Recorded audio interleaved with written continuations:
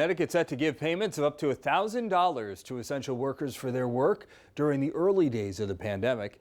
Officials hoping to kick off the so-called Hero Pay program later this week after a soft launch this past weekend left the website overwhelmed with traffic. News 12 Connecticut Sean McCabe has more.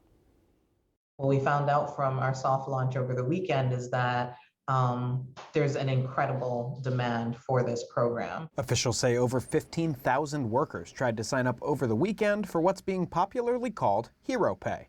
The state comptroller says the site needs tweaks before a full launch later this week. We're pretty sure that that's going to be on Friday. I have a high degree of confidence. $30 million set aside in the state budget for payments of up to $1,000 to many residents who had to work in person during the early days of COVID-19. The list is really extensive, but we're talking about healthcare workers, childcare workers, grocery store and pharmacy workers. A lot of people could not remote into work. A person driving a bus cannot do that from the safety of their home. The state's largest federation of unions says many workers are struggling even after making personal sacrifices earlier in the pandemic. Thousands of them were exposed to COVID-19. Too many died, and many of them are even still to this day struggling to pay their bills.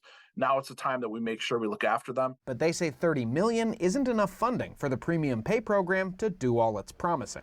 We are concerned that the amount of $1,000 that's being put out there for the full-time workers will be reduced by the sheer volume of applicants for this program. Officials stressing the payments won't be made on a first-come, first-served basis. If demand exceeds the funds, payments will be adjusted proportionally so that everyone gets the same treatment. Sean McCabe, News 12, Connecticut. Workers must make less than $150,000 a year to be eligible. To find out whether you qualify for a payment, you can follow the link at news12.com.